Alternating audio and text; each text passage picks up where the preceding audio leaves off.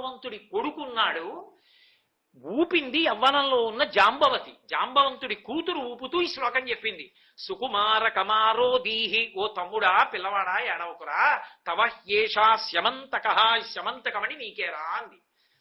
పైకి పిల్లవాడిని ఊపుతూ తమ్ముడికి చెప్తున్నట్టుంది. ఇది ఎవరికి చెప్పింది?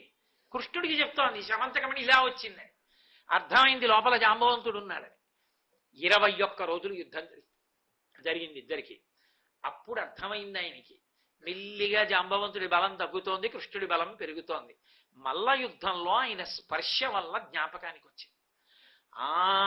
చిరంజీవిత్వాన్ని ఇచ్చాడు. రామావతార పరిసమాప్తి చేస్తూ 5 వానరులకు ఇచ్చాడు. ఆ 5 వానరాల్లో నేను ఒకడిని, జాంబవంతుడు కూడా ఒకడు. బ్రహ్మగారి అంశతో పుట్టినవాడు, దీర్ఘాయుష్మంతుడు, చిరంజీవి. ఆ రోజులలో త్రేతాయుగంలో కోరుకున్నాను, ఒక్కసారి రాముణ్ణి కౌగిలించుకుంటే బాగుండని. ఎందుకంటే ఆయన రూపం అలా ఉంటుంది. పుంసామోహర రూపాయ పుణ్యశ్లోకాయ మంగళం. పురుషులు మోహిస్తారు ఆయన. కానీ అడిగితే బాగుండదని ఊరుకున్నాను. కానీ నా మనసులో కోరిక కనిపెట్టాడు. ఇప్పుడు తీర్చడానికి 21 రోజుల కింద మీద పడి కలియబడ్డాం, కౌగిలించుకున్నాం. అర్థమైంది, ఆనాడు నన్ను అనుగ్రహించిన రాముడే కృష్ణుడిగా వచ్చాడని. మహానుభావ, నా బలం తగ్గిపోయింది, నాకు అర్థమైంది, నువ్వు రామచంద్ర ప్రభువే అని వెంటనే శమంతకమణిని కృష్ణ భగవానుడికి జాంబవతిని కూడా ఇచ్చి పంపించాడు. అప్పుడు జాంబవతిని తీసుకుని ఇంటికి వచ్చాడు. కథ ఎందుకు అయిపోతుంది? సూర్యుడి మాట ఉంది ఏమని, అంతర్బహి శౌచములు లేనటువంటి వాళ్ళ యందు శమంతకమణి సక్రమంగా ఉండదు.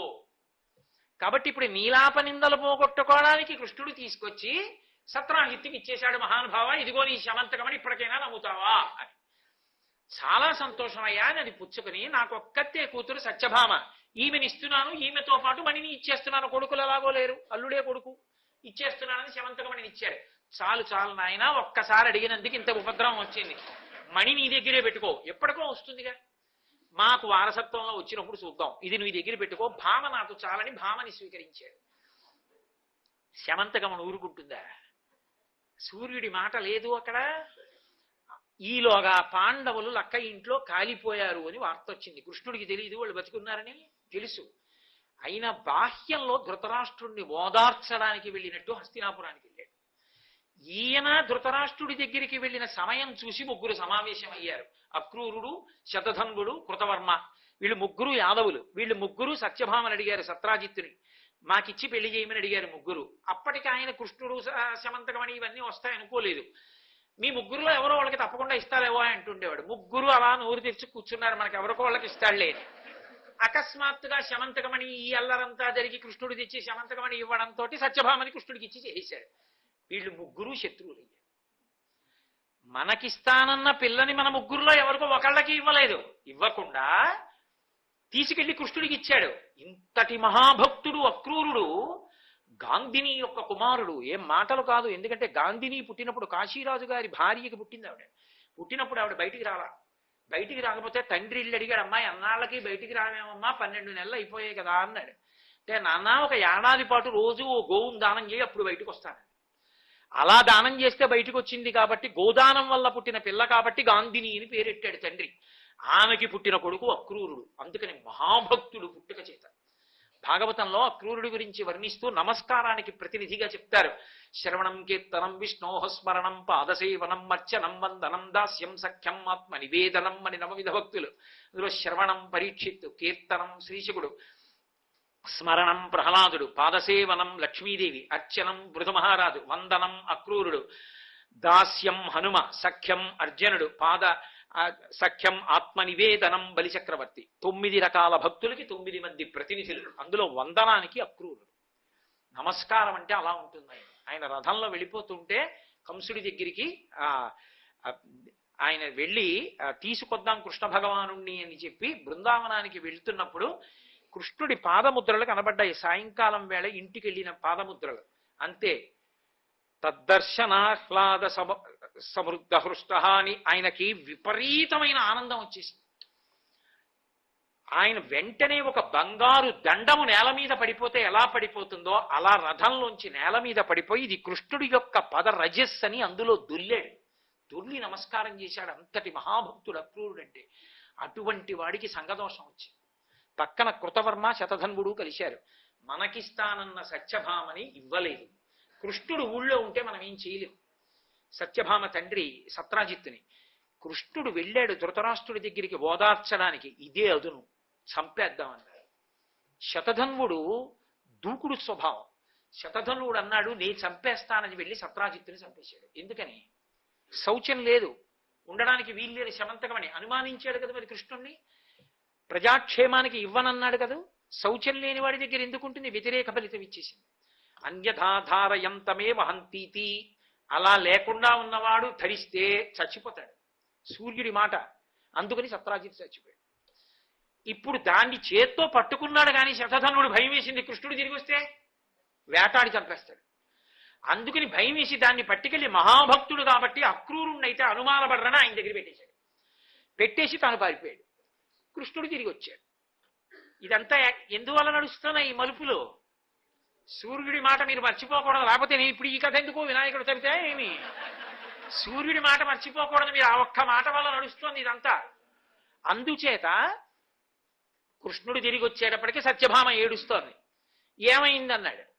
మా నాన్నగారిని చంపేశాడు శతధన్వుడు అన్నాడు. ఎందుకు చంపేశాడని బలరాముడిని తీసుకుని రథంతో శతధన్వుడిని వెంబడించాడు. ఆ శతధన్వుడు పరిగెత్తి పరిగెత్తి పరిగెత్తి ఇంకా గుర్రానికి శక్తి చాలకపోతే గుర్రం దిగి పరిగెడుతున్నాడు. కృష్ణుడు అన్నాడు, అన్నయ్య అన్నయ్య, వాడు నేల మీద పరిగెడుతుంటే మనం గుర్రం మీద వెంబడించడం ఏం బాగుంటుంది అన్నయ్య, మీరు హాయిగా అలా రథంలో కూర్చోండి, నేను కిందకి దిగి వెంబడించి శమంతకమణిని పట్టుకొస్తాను, ఎక్కడో దాచి ఉంటాడు అంగీలో, వెళ్ళి పట్టుకొస్తానన్నయ్య అని పరిగెత్తాడు. ఆయన దూరంగా వెళ్ళేదో పొగలో దూరాడు, ఈయన పొగలో దూరాడు. ఇద్దరికి యుద్ధం జరిగింది, చచ్చిపోయాడు ఆ శతధన్వుడు కృష్ణుడి చేతిలో. ఒళ్ళంతా వెతికాడు, ఎక్కడా లేదు శమంతకమణి. తిరిగి వచ్చేసాడు. తిరిగి వచ్చి అన్నయ్య అన్నయ్య చంపేశాను శతధన్వుడిని అన్నాడు. పోన్లేరా మంచి పని చేశావు, శమంతకమణి అన్నాడు. లేదన్నయ్య శతధన్వుడి దగ్గర అన్నాడు. బలరాముడు అన్నాడు, ఛీ ధూర్తుడా, చిన్నతనం నుంచి ఇదే దొంగ బుద్ధిని. అప్పుడు అడిగావు సత్రాజిత్తుని, ఇప్పుడు ఆ శమంతకమణిని పట్టుకొస్తే అది నీకు కదు దక్కాలి, ఇప్పుడు అల్లుడివి, అది రాజుకి ఇవ్వవలసి వస్తుందేమోనని. ఇప్పుడు ఆయన్ని గెలవడంలో మన ఇద్దరికీ పాత్ర ఉందని లోకం అనుకుంటుందని, నాకు అందులో ఏ సంబంధం లేకుండా ఉండాలని అక్కడ లేదు శమంతకమణి. అబద్ధాలు చెప్తున్నావు. నీతో కలిసి నేను వేగలేనురా, నేను ఇంకా రానే రాను అసలు ద్వారకా నగరానికి, విదేహ రాజ్యం వెళ్ళిపోతున్నానని రథం దిగి వెళ్ళిపోయాడు. ఎంత బతిమాలనా రాలా. ఇదేమి అపనిందాలు రా నా కర్మ, ఈ శమంతకమణి నన్ను ఇలా చుట్టుకుంది, అంత ప్రయత్నం ఎందుకని? ఎందుకు చుట్టుకుంది? భాద్రపద శుక్ల చవితి నాడు ప్రసేనుడితో వెళ్లి చూసిన చంద్రుడి యొక్క దర్శన శాపం ఉంది ఇక్కడ. అందుకుని కృష్ణుడికి నీలాపనిందలు. ఒక్క సూర్యుడి మాట ఎన్ని మలుపులు తిరుగుతోందో చూడండి. ఆయనకి ఏం చేయాలో అర్థం కాక తలపట్టుకుని ఇంటికి వచ్చాడు.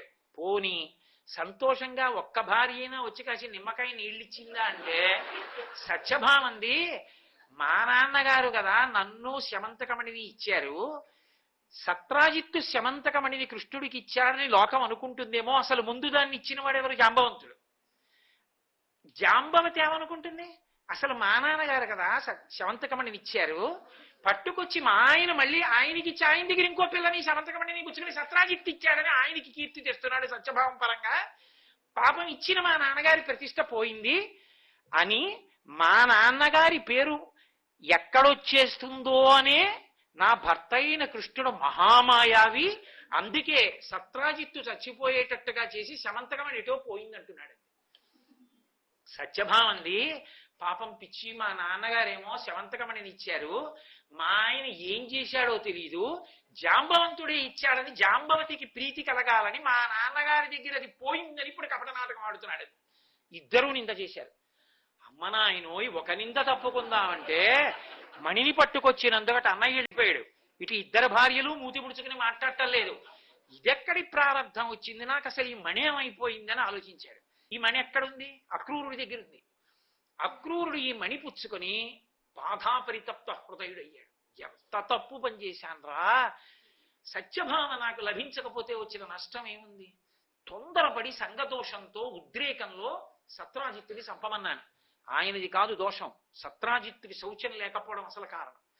పశ్చాత్తాపంతో శమంతకమణిని పట్టుకుని కాశీనగరానికి వెళ్ళిపోయాడు. కాశీ అవిముక్తపురం కదూ, ఎప్పుడూ పార్వతీ పరమేశ్వరులు ఉంటారు అక్కడ. అందుకే ఆ పెట్టిన బంగారాన్నంతటినీ వచ్చిన యాత్రికులకి అన్నదానం చేసేస్తూ విశ్రాంతి గృహాలు కట్టి అపారమైన కీర్తితో భగవత్ సేవ భాగవత సేవ చేస్తూ కాశీలో ఉండిపోయాడు అక్రూరుడు. కృష్ణుడు బాధపడుతున్నాడు ద్వారకలో. ఏమైపోయింది శమంతకమణి, అక్రూరుడు ఎందుకు వెళ్ళిపోయాడు అసలు ద్వారక నుంచే? ఎక్కడి నుంచి వస్తోంది అంత డబ్బు అక్రూరుడికి? ఈలోగా నారదుడు వచ్చాడు. ఓయ్ కృష్ణ, ఇన్ని ఇక్కట్లు ఎందుకు వచ్చాయో తెలుసా? భాద్రపద శుక్ల చవితి నాడు ప్రసేనుడితో వెళ్ళి చంద్రుడిని చూశావు. చంద్రుడి శాపం ఎందుకు వచ్చిందో తెలుసా? ఇదిగో విఘ్నేశ్వరుడు ఇచ్చాడు. కాబట్టి ఇప్పుడు ఎలా పోతుందో తెలుసా? వినాయక వ్రత కల్పించి అంటే ఆయన వినాయక వ్రతం చేశాడు. వినాయకుడు ఎవరు? విష్ణువుకి మేనల్లుడు. ఎందుకని నారాయణ నారాయణి, నారాయణ అన్నగారు, నారాయణి చెల్లెలు పార్వతీదేవి. పార్వతీదేవి పెద్ద కొడుకు కదా. మేనమా అంటే మహాప్రీతి ఆయనకి. ఆయన గబగబా వచ్చాడు. అందుకే ఇప్పటికీ విఘ్నేశ్వరుడి దగ్గరికి వెడితే ఇలా ఇలా కొట్టుకుంటూ ఉంటారు. ఇలా ఇలా ఎందుకు కొట్టుకుని గుంజీలు తీస్తుంటారు? ఎందుకు అంటే దానికి ఒక సారస్యం చెప్తుంటారు పెద్దలు. ఇప్పుడు మేనమావల ముద్దు మేలైన ముద్దు అని విఘ్నేశ్వరుడు మేనమావ గారి ఇంటికి వెళ్ళేట శ్రీ మహావిష్ణువు దగ్గరికి. ఆయన ఏదో సుదర్శన చక్రం అక్కడ పెట్టి ఏదో పని చేసుకొచ్చి ఎవరో రాక్షసులు వస్తున్నారని చక్రం ఏదన్నాడు. మామయ్య నోట్లో పడేసుకున్నాను. అయ్యి బాబోయ్, చక్రం నోట్లో పడేసుకోవడం ఏమిట్రా, బయటికి వదిలేయన్నాడు. వదలడు, అటు ఇటు పరిగెడుతున్నాడు. ఏదో ఒకటి చేస్తే కానీ వదలడన ఆయన ఏం చేశాడంటే ఇలా ఇలా కొట్టుకుని గుంజీలు తీశాడు. ఇది ఏమిటో విచిత్రంగా ఉంది, మామయ్య ఏమిటో అలా గుంజీలు తీస్తున్నాడని పక్క పక్క పక్క పక్క నవ్వాడు. ఆ పొలమారి నోట్లోంచి సుదర్శన చక్రం కక్కి బయటపడి. అప్పటి నుంచి మేనమా విష్ణువు చేస్తే ప్రీతి పొందాడు కాబట్టి ఇప్పటికీ విఘ్నేశ్వరుడి దగ్గరికి వెడితే మనం కూడా ఇలా ఇలా కొట్టుకుని గుంజీలు తీస్తాం. ద్రవిడ దేశంలో ఈ కథ చెప్తుంటారు దాని గురించి. కాబట్టి శ్రీ మహావిష్ణువు ఎప్పుడైతే వినాయక వ్రతకల్పం చేశారో విఘ్నేశ్వరుడు ప్రసన్నుడై ప్రత్యక్షమయ్యాడు. మామయ్య మామయ్య నీ నీలాపనిందలు పోయాయి, ఎలా పోతాయో తెలుసా అన్నాడు. ఏం చేయనురా మేనలుడా అన్నాడు. ఏమీ లేదు మామయ్య, అక్రూరుడు కాశీలో ఉన్నాడు, కబురు చేయి, నువ్వు ఎప్పుడు పిలుస్తావా అని చూస్తున్నాడు. మహాభక్తుడు వచ్చేస్తాడు. ఆయన వచ్చేస్తే కథ తుకాంతం అయిపోతుంది. ఆయన తిరిగి వచ్చాడు. ఏం అక్రూరా ఎక్కడికి వెళ్ళిపోయి ఉన్నాడు? బుద్ధి గడ్డి తిని సంగదోషంతో మహానుభావ మీ మామగారిని చంపేశాడు శతధన్వుడు, శమంతకమణి నా దగ్గరుంది, అదిగో దాంతో ఇంత సేవ చేస్తున్నాను. అక్రూరుడికి బాహ్య అంతర శౌచములు ఉన్నాయి కాబట్టి ఆయన విషయంలో శమంతకమణి వ్యతిరేక ధోరణితో ఉండదు. కృష్ణుడు అన్నాడు, ఎవ్వరికీ వద్దు, ఆ శమంతకం మహాప్రభు నీ దగ్గరే ఉంచుకుని ద్వారకలో ఉంది. ఆ పెట్టిన డబ్బుతో ప్రజాక్షేమానికి వినియోగించు. రాజుకి వద్దు, నాకు వద్దు, నీ దగ్గరే పెట్టి. ఎందుకో తెలుసా? పైన సూర్యవాక్కు ఉంది. అది ఉండాలి అంటే, సక్రమంగా వినియోగపడాలంటే అంతర్బహిశౌచములు ఉండాలి. అవి నీ దగ్గరే ఉన్నాయి, నీ దగ్గరే ఉంచుకోమన్నాడు. అక్రూరుడు వచ్చి కథంతా చెప్పిన తర్వాత అందరూ అప్పుడు చెంపలేసుకుని అయ్యో అయ్యో అంతటి మహానుభావుని అక్రమంగా నోరుంది కదా అని వదరి ఇష్టం వచ్చినట్టు మాట్లాడాం, ఎంత పొరపాటు అయిపోయిందో అని అందరూ చెంపలేసుకుని ఇంటికి వెళ్ళారు. అక్కడతో కృష్ణుడి నీలాపనిందలు పోయి. కృష్ణుడు అన్నాడు, నేను కాబట్టి మేనల్లుడా ఇంత కష్టపడ్డాను, ఇంత కష్టపడి నీలాపనిందలు పోగొట్టుకున్నాను. సామాన్యుడు ఎలా పోగొట్టుకుంటాడు రా? ఏడాదికోసారి ఈ శాపం ఉంటుందని నువ్వు ఇచ్చావు కదా, మరి ఎలా లోకం ఎలా ఉద్ధరింపబడుతుంది అన్నాడు. అంటే విఘ్నేశ్వరుడు అన్నాడు, మామయ్య మామయ్య ఈ శమంతకోపాఖ్యానం కథని ఓసారి చెప్పుకుంటే చాలు, అక్షతలు వేసుకుంటే నన్ను చంద్రుణ్ణి చూసినా కూడా నీలాపనిందలు రావు. ఒకవేళ శమంతకోపాఖ్యానం ఇన్ని బలుపులు సగం చెప్పాక మర్చిపోతే ఎలాగరా? మరి ఇంత కథ ఎలా గుర్తుంటుంది అంటే, మామయ్య కంగారక్కర్లేదు, ఇవంతా చదువుకోలేకపోతే సింహ ప్రసేనమవధీహి సింహో జాంబవతాహత సుకుమార కమారోధీహి తవహ్యేషా శమంతక, ఈ ఒక్క శ్లోకం చెప్తే చాలు. వినాయక వ్రత కల్పంలో శమంతకోపాఖ్యానం అంతా చెప్పినట్టే. కాబట్టి నీలాపనిందలు రావు అన్నాడు. అప్పుడు అక్రూరుడి దగ్గరికి శమంతకం వెళ్ళిన తరువాత సూర్యుడి యొక్క వాక్కు ఫలించి ఏమైంది? మనందరం కూడా వినాయక చవితి నాడు నీలాపనిందలు పడకుండా మనకు ఒక కథ దొరికింది. కాబట్టి ఏడాదిలో వచ్చేటటువంటి బహుప్రమాదకరమైనటువంటి నీలాపనిందల నుండి తప్పించుకోవడానికి సావకాశ రూపమైనటువంటి శమంతకోపాఖ్యానం లభించడానికి కారణం ఎక్కడిది అంటే, మూలవాక్కు సూర్యనారాయణమూర్తిది. ఈ యథాతథమైన కథ ఎక్కడుంది అంటే విష్ణు పురాణంలో ఉంది. నేను ఇప్పుడు ఇవన్నీ సాకల్యంగా వివరించి శ్లోకాలన్నీ చూపించి మాట్లాడడం తగినంత సమయం దొరకదని నేను విహంగ వీక్షణంగా మీతో ప్రస్తావన చేయడం జరిగింది. కాబట్టి అంతటి అద్భుతమైన రీతిలో సూర్యనారాయణమూర్తి యొక్క అనుగ్రహం లోకాన్నంతటినీ కూడా అనుగ్రహించింది. ఆయన యొక్క పరాక్రమం, ఆయన యొక్క తేజస్సు, ఆయన యొక్క అనుగ్రహం సాధు పురుషుల యొక్క సంరక్షణము కొరకే కాదు, ధర్మాన్ని నిలబెట్టడానికి, ఒక్కొక్క సమయంలో ఒక్కొక్క రీతిలో పరమాద్భుతంగా ప్రవర్తించి శ్రీరామాయణం జరిగినటువంటి త్రేతాయుగం రోజులలో రామచంద్రమూర్తిగా శ్రీ మహావిష్ణువు ఆవిర్భవించారు. ఆయన తతశ్చ ద్వాదశే మాసే చైత్రే నామమికే తిథౌ నక్షత్రేది దైవత్యేసోచ్ఛ సంస్థేషు పంచషు గ్రహేషు కర్కటే లగ్నే వక్పతాం విద్దునా సహ ప్రోద్యమాని జగన్నాథం సర్వలోక నమస్కృతం అంటారు. 12 నెలలు కౌసల్యా గర్భవాసం చేసి సర్వలోక జగన్నాథుడైనటువంటి పరమాత్మ నరుడిగా ఆవిర్భవించాడు. ఎందుకు మనుష్యుడిగా రావాలి అంటే రావణాసురుడికి వరం కాదు, తృణభూతహితామన్యే ప్రాణినో మానుషాదయ అన్నాడు. అసలు మనుష్యుల గురించి నేను వరం అడగనన్నాడు బ్రహ్మగారితో. అసలు మనుష్యుల వలన చావుండకూడదని అడగను, ఎందుకంటే వాడు తృణంతో సమానం, గడ్డి పరకతో సమానం, వాళ్ళ గురించి అడగడం ఏమిటన్నాడు. కానీ మనుష్యుడు ఎంత గొప్పవాడో లోకానికి నిరూపించడానికి మహానుభావుడు నరుడిగా వచ్చి నరుడిగా రావడం కోసమని కౌసల్యా గర్భవాసం 12 నెలలు చేసి బయటకు వచ్చాడు. వచ్చినటువంటి మహానుభావుడు నరుడిగా ప్రవర్తించినప్పుడు ఆయనకి సహాయపడడానికి, రావణ సంహారం చెయ్యడంలో రాముడికి ఉపకారం చెయ్యడానికి దేవతలందరూ తమ తమ అంశలతో వానరుల్ని సృజించారు. ఎందుకంటే వానరుల పేరు కూడా ఎత్తలేదు. అందుకే అంటారు హనుమ సుందరకాండలో, సుగ్రీవో నహిదేవో యమ్నాసురో నచరాక్షస నదానవో నగంధర్వో నయక్షో నజపన్నగ అంటారు. సుగ్రీవుడు కూడా గంధర్వుడు గాడు, యక్షుడు గాడు, పన్నగుడు గాడు. ఆయన వానరుడు, రాముడు నరుడు, వాళ్ళిద్దరూ కలిసి వస్తే రావణ నువ్వు నిలబడవంటారు. కాబట్టి ఇప్పుడు వానరులను సృష్టి చెయ్యాలి. దేవతలందరూ తమ తమ అంశాలతో సృష్టి చేశారు. మనుష్య సృష్టిలా దేవతా సృష్టి ఉండదు. మీరు బాగా తేడా తెలుసుకోవలసి ఉంటుంది. ఇక్కడ ఈ భూలోకంలోనే అన్ని ప్రాణులు ఒకలా పుట్టవు, 4గా పుడతాయని చెప్తోంది వేదం. జరాయుజములు, అండజములు, స్వేదజములు, ఉద్భుజములు అని 4 రకాలుగా వస్తాయి ప్రాణులు. జరాయుజములు అంటే మావి చేత పుడతాయి కొన్ని, మనం పుట్టినట్టు. అండజములు అంటే గుడ్డు బద్దల కొట్టుకుని గుడ్డు పెంకులోంచి పైకొస్తాయి. అదొక ఆశ్చర్యకరమైనటువంటి విశేషం. ఎందుకంటే ఒక పక్షి గుడ్డుని పొదుగుతున్నటువంటి బొమ్మ గీయగలడేమో కానీ చిత్రకారుడు గుడ్డుని పొదుగుతున్నప్పుడు పక్షి పొందుతున్నటువంటి ఆనందం దాని కన్నులలో అభివ్యక్తమవుతున్న స్థితిని గీయలేడు. పక్షికి ఏం తెలుసు అనుకుంటాం, కానీ అది పెట్టిన గుడ్డు యొక్క పెంకు లోపల ఉన్నటువంటి పిండం అది ఇలా 2 కాళ్ళు పెట్టి మెల్లిగా కదిలి వచ్చి దాని కడుపు గుడ్డుకి తగిలేటట్టుగా గట్టిగా వాలితే గుడ్డు పెంకు పగిలిపోతుందని, గట్టిగా వాలకుండా మృదువుగా దాని పొట్ట గుడ్డుకి తగిలేటట్టుగా వంగితే పొట్ట వేడిని పెంకు గ్రహించి, పెంకు వేడిని లోపల ఉన్న పిండం గ్రహించి పొదగబడి లోపల ఉన్న పిండం పిల్లగా మారుతుంటే దానిలో ఉన్నటువంటి మాతృత్వం తన్నుకొచ్చి ఆ పక్షి ఎంత ఆనందాన్ని పొందుతుందో, నా పిల్ల తయారవుతోంది గుడ్డులోనని. అందుకని అండజములు గుడ్డులోంచి కొన్ని ప్రాణులు వస్తాయి, ఉద్భుజములు భూమిని చీల్చుకుని కొన్ని ప్రాణులు వస్తాయి. చెట్లు విత్తనం పెడితే అంకురం భూమిని చీల్చుకుని వస్తుంది. ఉద్భుజములు, అలాగే స్వేదజములు చెమటలోంచి పుడతాయి కొన్ని ప్రాణులు, పేలు మొదలైనటువంటివి. అలా 4 రకాలుగా వస్తాయి. ఒక్క భూమి మీదే మర్త్యలోకంలో, అంటే పుట్టినవన్నీ మరణించాలి, అలా మరణించే స్వభావం ఉన్న ప్రాణులు పుట్టే లోకాన్ని మర్త్యలోకం అంటారు. ఒక్క మర్త్యలోకమునందు సృష్టియే 4 రకాలుగా ఉంటుంది, ఒకలా ఉండదు. ఇక దేవతలు సంకల్పం చేస్తే ఆ సృష్టి ఒక్కలా ఉండదు, వాళ్ళు అనేక రకాలుగా సృష్టిస్తారు. పార్వతీ పరమేశ్వరులు ఒకానొకప్పుడు విఘ్నేశ్వరుడి యొక్క అవతారాన్ని సృజించాలనుకున్నారు. అవతారం అంటే అదే విఘ్నేశ్వరుడు అనేక రూపాలుగా వస్తూ ఉంటాడు. వచ్చినప్పుడు ఆవిడ కామేశ్వర ముఖాలోక కల్పిత శ్రీ గణేశ్వర పక్కన ఉన్న మహాకామేశ్వరుడి వంక చిరునవ్వుతో ఇలా చూసింది. ఆయన ఆవిడ వంక చిరునవ్వుతో చూశాడు. ఇద్దరి చిరునవ్వుల కాంతులు కలుసుకున్నాయి. గణేశ్వరుడు పుట్టాడు. పుట్టేం చేశాడు, మహాగణేశ నిర్భిన్న విఘ్నయంత్ర ప్రహర్షిత.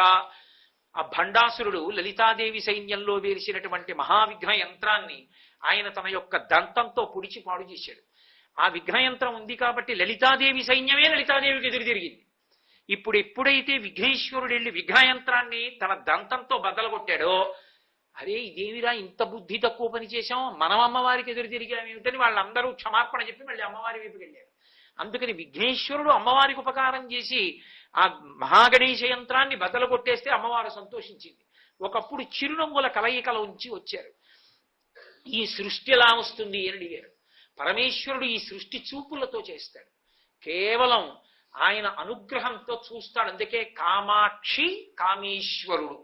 కామేశ్వర అంటే సృష్టి జరగాలన్న కోరికతో చూస్తాడు, అంతే. ఈ సృష్టి జరుగుతుంది. అందుకే పోతన గారు భాగవత రచన ప్రారంభం చేస్తూ ఆయన ఒక మాట అంటారు. నేను ఎవరిని స్తోత్రం చేస్తున్నాను అన్నదాని గురించి చెప్తూ, శ్రీకైవల్య పదంబు చేరుటకునై చింతించదన్ లోకరక్షైకారంభకు భక్తపాలన కళా సంరంభకున్ దానవోద్రేక స్తంభకు కేళిలోల విలస దృగ్జాల సంభూత నానా కంజాత భవాండ కుంభకు మహానందాంగనా డింబకున్ అంటారు. కేళిలోల విలస దృగ్జాల సంభూత నానా కంజాత భవాండ కుంభకు, కేవలము తన చూపుల చేత ఈ సమస్త బ్రహ్మాండములను సృష్టించినటువంటి ఆ శ్రీమన్నారాయణుడు ఎవరున్నాడో ఆయన యొక్క కథలు చెప్పడానికి నేను ఈ భాగవతాన్ని అంగీకరిస్తున్నాను. దానివల్ల కైవల్యం కోరుతున్నాను తప్ప నేను ఏ బిరుదులు కోరుకోలేదు అంటారు. ఈ మనుజేశ్వరాధములకిచ్చి పురంబులు వాహనమ్ములు సొమ్ములు కొన్ని పుచ్చుకుని సొక్కి శరీరము వాసి కాలుచే సమ్మెట మాటలంబడక సమ్మతి శ్రీహరికిచ్చి చెప్పే ఈ బమ్మెరపోతరాజొకడు భాగవతమ్ము జగద్ధితమ్ము గన్నని చెప్పుకున్నారు. అంతటి మహానుభావుడు ఆయన. ఈ చూపులతో బ్రహ్మాండములను సృష్టించాడు పరమాత్మ అంటారు. వక్త్రలక్ష్మి పరీవాహ చలన్మీ నాభలోచన అంటుంది లలితా సహస్రం. మీనాక్షి, విశాలాక్షి, కామాక్షి అని 3 అక్షిశక్తులు. ఆవిడ కన్నుల యొక్క చూపుల చేత పోషిస్తుంది.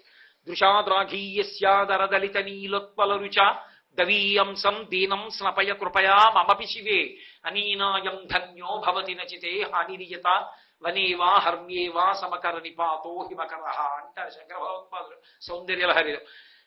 గోవిందుడిగా కృష్ణ భగవానుడు గోవర్ధనోద్ధరణం చేసినప్పుడు కేవలం తన చూపుల చేత పోషించాడు. బాలుండాడుచునాత పత్రమని సంభావించి పూగుత్తి కింగేలం దల్చిన లీలలే నగవుతో కృష్ణుండు తానం మహాశైలం మున్వలకేల దల్చి విపుల ఛత్రమ్ముగా పట్టే తద్భీలభృత్యతు దుశ్శిలాచకిత గోపీ గోప గోపంతికిన్ అంటారు. ఓ పిల్లవాడు ఆడుకుంటూ ఆడుకుంటూ అలా వెళ్ళిపోతూ ఓ పువ్వు చేత్తో కోసి పైకెత్తి పట్టుకుని పరిగెత్తినంత హేళగా గోవర్ధనోద్ధరణం చేసి ఇలా ఎత్తి పట్టుకుని 7 రాత్రులు 7 పగళ్ళు తన చూపుల చేత పోషించాడు అందరినీ. పైగా నమ్మక వెళ్ళిపోయిన వాళ్ళని పిలిచాడు. బాలుండి ఇతడు కొండ దొడ్డదని మహాభారంబు సైరింపగాజాలండోజని దీని కింద నిలువన్ శంకింపగా బోలది శైలాంబోనిది జంతు సంయుత ధరా చక్రంబు పైపడ్డ నాకేలల్లాడదు బంధులారమిరుడి మోదం అమోఘం ముగం అని మీరందరూ కూడా వచ్చి కొండ కింద నించోండని తానే పిలిచాడు మహానుభావుడు. కాబట్టి చూపుల చేత పోషిస్తుంది భగవత్తత్వం. చూపుల చేత సృష్టి చేస్తుంది. అలా చూపుల చేత సృష్టి చెయ్యగలిగినటువంటి అద్భుతమైనటువంటి స్థితి కలిగిన పరమాత్మ ఎందుకు సృష్టి చెయ్యలేడు? ఆయన హేళగా తన సంకల్పం చేత సృష్టి చేస్తాడు. అందుచేతనే రామాయణ కాలంలో రాముడికి సహాయంగా దేవతలందరూ వానరుల్ని సృష్టి చెయ్యాలన్నారు. ఆ కాలంలోనే ఒక విశేషం జరిగింది. బ్రహ్మగారు బ్రహ్మాండమైనటువంటి ఆనందంలో తపస్సమాధిలో ఉండి రోమాంచితమై ఉన్నాడు. మళ్ళీ వెనక్కి రండి. ఉన్న సమయంలో ఆయన నేత్రముల వెంట ఆనంద భాష్పాలు పడ్డాయి. ఆ ఆనంద భాష్పములు పడ్డప్పుడే ఇలా చేతులు పెట్టుకుని ఉండగా ఆయన దోసిట్లో పడ్డాయి. ఆ ఆనంద భాష్పములలోంచి ఒక మహావానరం పుట్టింది. ఆయననే వృక్షవిరజుడు అని పిలుస్తారు. ఆయన ఒకానొకప్పుడు ఒక తటాకంలో ప్రవేశించి స్నానం చేసి ఒడ్డుకొచ్చి ఆడదానిగా మారిపోయాడు. ఇదేమిరా ఇంత మహావానరాన్ని ఆడదానిగా మారిపోయానని బెంగపెట్టుకున్నాడు. ఆయనకి తర్వాత అర్థమైంది అది పార్వతీదేవి శాపం పొందినటువంటి తటాకం. ఏ పురుషుడు ఇందులో స్నానం చేస్తాడో వాడు స్త్రీగా మారిపోతాడు. అనుగ్రహించారు, బెంగపెట్టుకోకు, రాత్రి వేళ స్త్రీగా ఉంటావు, పగటి వేళ పురుషుడైన వానరంగా ఉంటావు. ఆయన మహాసౌందర్యవంతమైన స్త్రీగా మారి ఆ ఒడ్డున నడిచి వెడుతున్నాడు. ఇదే సమయంలో సూర్య భగవానుడు ఇంద్రుడు ఆకాశంలో వెళ్ళిపోతున్నారు. వెళ్ళిపోతుంటే కింద వెళ్ళిపోతున్నటువంటి స్నానం చేసి స్త్రీగా మారిపోయినటువంటి స్త్రీ రూపాన్ని పొందినటువంటి వృక్షవిరజన యందు అనురక్తి కలిగింది. ఏమండి ఇంత సూర్యుడికి ఇంత ఇంద్రుడికి ఇవేం బుద్ధులండి? బొత్తిగా అలా వెళ్ళిపోతూ అలా స్నానం చేసే వాళ్ళని చూసి కామోద్రిక్తత పొంది వీర్యస్ఖలనం అయిపోతే వీళ్ళకి నమస్కారాలు ఏమిటండి అని అనిపించచ్చు. కానీ మీరు ఒక విషయం బాగా గుర్తుపెట్టుకోవాలి. శంకరాచార్యులు వారు సౌందర్యలహరి చేస్తూ చెప్తారు ఈ రహస్యం. హరిస్వామారాధ్య ప్రణత జన సౌభాగ్య జననీం పురాణారీ భూత్వా పురరితిమపి క్షోభమనయత్ స్మరోపిత్వా నత్వా రతినయన లేహ్యేన వపుషా మునీనామప్యంత ప్రభవతి మోహాయ మహతాం అన్నారు. అమ్మవారు ఈ లోకంలో ధర్మం నిలబడడానికి ఉత్తరోత్తర కాలంలో మహోపకారం చెయ్యవలసిన వాళ్ళు మహాతేజోవంతులైనటువంటి వాళ్ళ కడుపున పుట్టడం కోసం మహాత్ముల యందు కూడా కామం కలిగేటట్టుగా చేస్తుంది మన్మధుణ్ణి ప్రోత్సహించి. సర్వం శ్రీ ఉమామహేశ్వర పరబ్రహ్మార్పణమస్తు. స్వస్తి.